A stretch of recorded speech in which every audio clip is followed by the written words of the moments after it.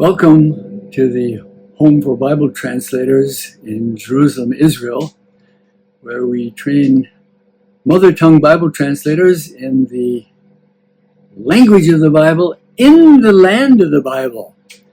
But today, we're using this facility to do a video of a lecture that I gave a few years ago at the World Congress of Judaic Studies, which is held every 4 years at the Hebrew University here in Jerusalem.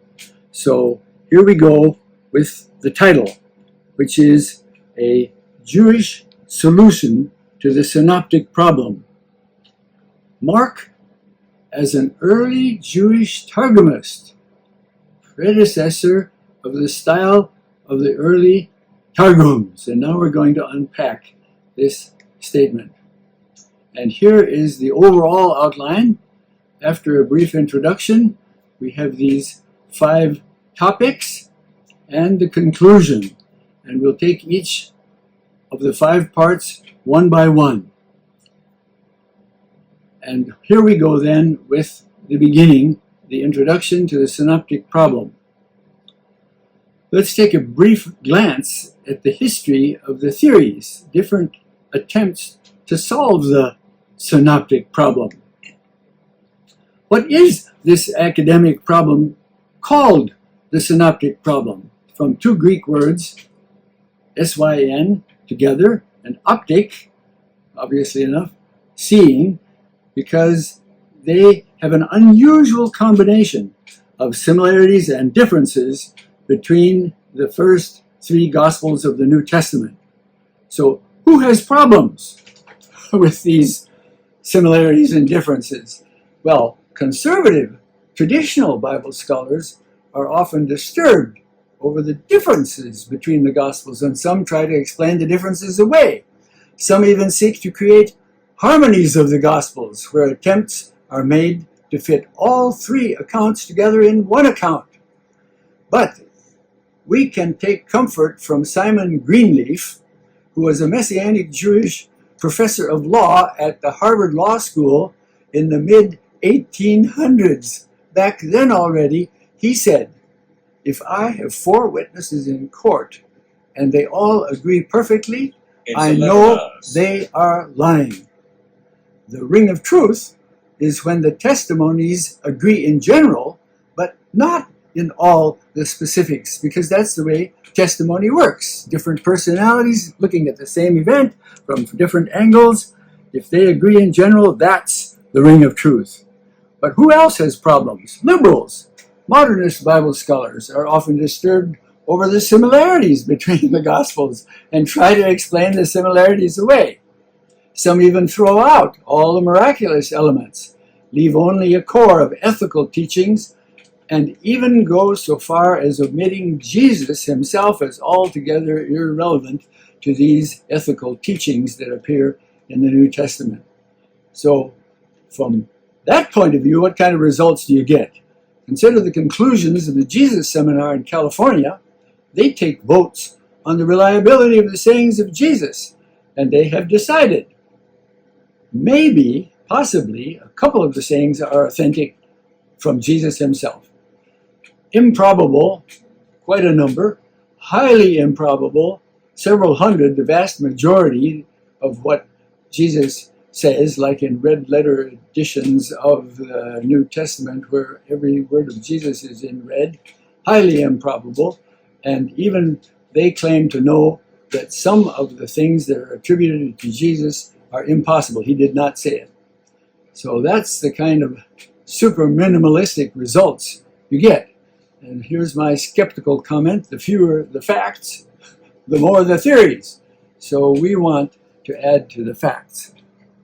We're going to take a look at some theories, attempts to explain the differences and the similarities.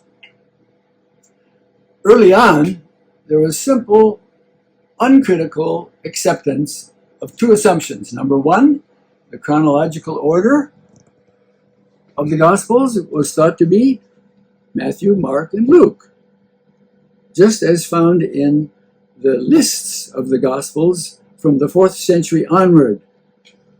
For example, the order used in Jerome's Latin Vulgate translation. So they just assumed that was the chronological order. And two, that each one wrote independently of the other. But a challenge to this uncritical acceptance of those two simple assumptions came already in the early 400s. Luke is still considered to be the last, but not independent. He copied from both Mark and Matthew. And that's what's called the Augustine hypothesis, since he, Bishop of Hippo, is the one who first suggested that there may have been dependence, copying between the authors. And here's was his scheme. So this constituted the beginning of a theory of interdependence, copying from one or from both of the others. And this theory of interdependence still reigns supreme now some 1,600 years later. Indeed, it's considered by, I would even think, the majority of New Testament scholars as a solid fact. But even at that, it exists in a grand confusion of many different varieties. And there are but very few scholars who deny that there was any copying at all, as was thought in the early days. Now, who copied from whom? And why are there so many differences, so many changes, so many additions, so many omissions as you look at the three Synoptic Gospels together? Well, who cares? Well, think of the results. Just consider. If scholars get the sequence wrong, what's the result? Baseless, erroneous, misleading speculations about what were the reasons why this writer changed that writer. In fact, David Flusser of the Hebrew University had said to listen to some of the rationalist Protestant theologians, you'd think that Matthew, Mark, and Luke were great theologians and Jesus was nothing, because they get so much into the differences. But a new option has been around now since the late 1700s, and that is that Mark is the last. Not Luke the last, but Mark the last. And he copied from both Matthew and Luke. And this is from Johann Griesbach of Germany, who had this kind of a scheme that Mark copied from Matthew and Luke. Johann Jakob Griesbach. He was the first one to ever publish the Greek Gospels in parallel columns in order to facilitate comparisons between the texts.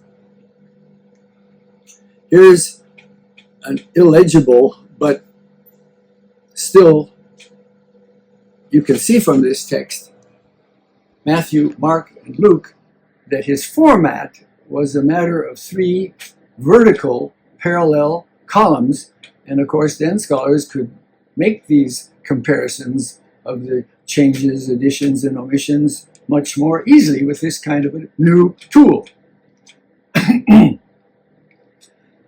But the reigning theory today is not the Augustinian or the Griesbach hypotheses, but since the 1830s, Mark is considered the first.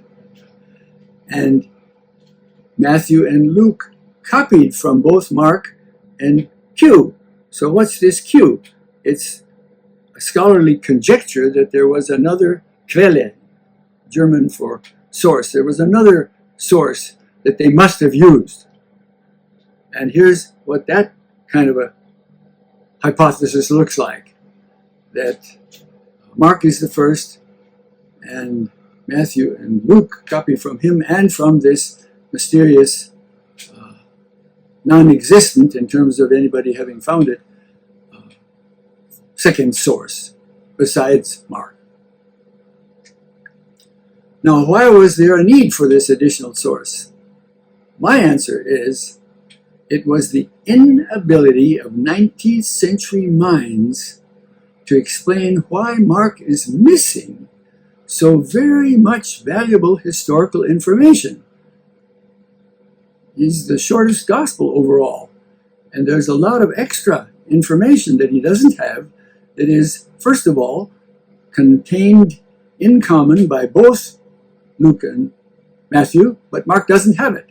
And secondly, contained independently. Luke has it, and Matthew doesn't. Matthew has it, and Luke doesn't. And Mark doesn't have it at all. So I would like to challenge this 19th century European mindset by asking whether in the first century, in the time of the gospel writers, in the Middle Eastern context, is there such a mindset, does it exist, which could explain how Mark decided to abbreviate his source so radically and to expand the wording of the part that he did choose so greatly?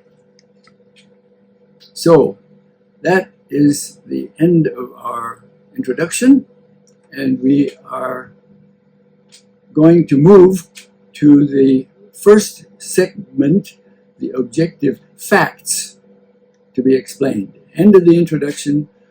Turn our backs on those theories of the historical past in order to take a hard look at some facts that can be publicly observable by anyone in the text. And so we're going to look at objective facts about what's going on in these three texts and see who has the best theory to explain them, in order to answer the question, which writer is adapting whom and for what purpose. So we're first going to look at percentages in each gospel of how much is their own that nobody else has and how much is shared with one or both of the others. And we're going to look at word counts of the three gospels and see how much of the words that they have, how many words are involved in what they alone have or what they share with one or both of the others. So, again, a percentage of each gospel containing text which is either independent, shared with one, or shared with both. Now, here's the chart. Whatever is white is text that you can't find in the other two. Whatever is red are words and stories that you can find in both of the other two. That's called triple tradition. What's green is called double tradition, and that's what's found in Luke and Matthew. And then there's a tiny little bit that Luke and Mark share that's not anywhere else. And you see the word counts below. Triple tradition, 6,482. Matthew and Luke, 3,782. Shared with Mark, only 297. And then the words of the white section, which nobody else has, which only Luke has, 8,887 words. Total, 19,448 words. So this now is what happens when you look at the percentage of what's independent, what's shared with one, what's shared with both, and then you get this kind of a map chart. So now we look at Mark. It's much shorter, not over 19,000, just barely over 11,000 words total. And so stories that he shares with both of the others make up like almost 2/3 of his text. What he shares with Matthew only is in yellow, about a quarter of the text, and then a few words there in white that he has that nobody else has, and then the little orange slice, what Mark and Luke share, and not Matthew. So here's the chart for Matthew. Over 18,000 words, and you can see that about 1/3 of his text is in his gospel alone. Nobody else has it. And another third is shared by both of the others, triple tradition. About a fourth here in green is shared only with Luke, and in yellow, a considerable slice, a little over 10% of his total text is shared with Mark, but not with Luke. So these are facts. Anybody can go into this and count.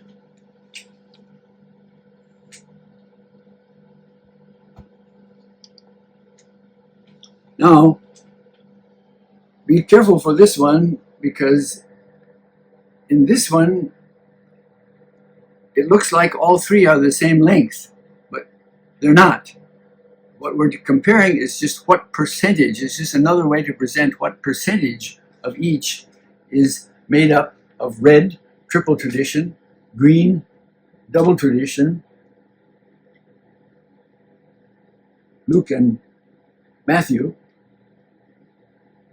yellow, a kind of double tradition between Matthew and Mark, and then the white, very little in Mark's column, but a lot of Luke's gospel, some over 40% of it, is material that only he has and the others don't have. And here's also a high percentage of Matthew's gospel that he has and the others don't have.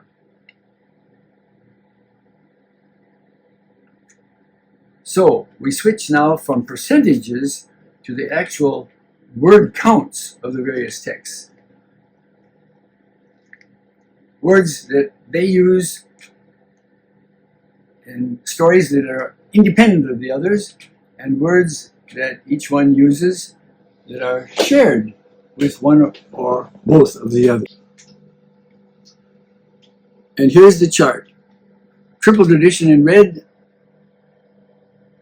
those that they all three share, and the number of words in those texts. And then green, the double tradition, Matthew and Luke, and then yellow between Mark and Matthew, and then a tiny bit between Mark and Luke, and then again at the bottom you see these white empty boxes of the number of words that each one has that the other two don't have at all. Now,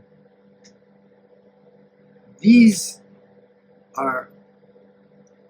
contain facts that have been generally ignored. In terms of triple tradition, where they all three have the stories, Mark, who overall is the shortest gospel, but in triple tradition, when they all three have the stories, Mark is the longest gospel in terms of his wordiness in shared materials. So here are the word counts in triple tradition, from the least to the most. Luke, almost 6,500 Greek words. Matthew, a couple hundred more. And Mark, 1,000 more. So if we see the summary down here at the bottom, Mark has 1,407 more words than Luke in the stories that they all three share, and he has 1,207 words more than stories that he shares with Matthew inside the triple tradition. So this is a matter of facts. So here is my favorite chart of all, where we can see the comparisons. You see here in red, all three, the tallest, the most wordy is Mark. And then, quite similar, green, the story is shared by Matthew and Luke. Yellow, shared by Matthew and Mark. Very little, here the orange, shared by Mark and Luke. And then the white columns, the number of words in the parts of each gospel that the others don't have at all. Neither of the others have what is in those white columns. Let's continue. So not only is Mark in triple tradition the longest gospel, but overall, Mark is the fastest gospel. And how in the world am I getting all these word counts? It's a Swiss New Testament scholar, Robert Morgenthaler, who has written a book called Statistische Synoptik, the statistical synopsis of the three synoptic gospels. And he has done the work. He lists all the words that are in the three gospels and lists the frequency of how often they're mentioned. And I'm picking out just one now. It's an adjective that in Greek is pronounced ethus. And here in the columns, it shows that Luke has it one time and Mark has it 42 times. So let's see what we can draw conclusion from that. What it means is, and immediately. It occurs one time in Luke, a few times in Matthew, but 42 times in Mark. So this is a speeded up account. With the result, and immediately this, and immediately that. It's more dramatic than Luke, but why? Mark is the only writer who actually calls his writing the gospel, the good news, and he's excited about it. So much for these publicly observable facts having to do with percentages of the text of each gospel that is related to one or both of the others, or independent completely. And now word counts that we looked at, and now we go back to theory. And here we'll take a break.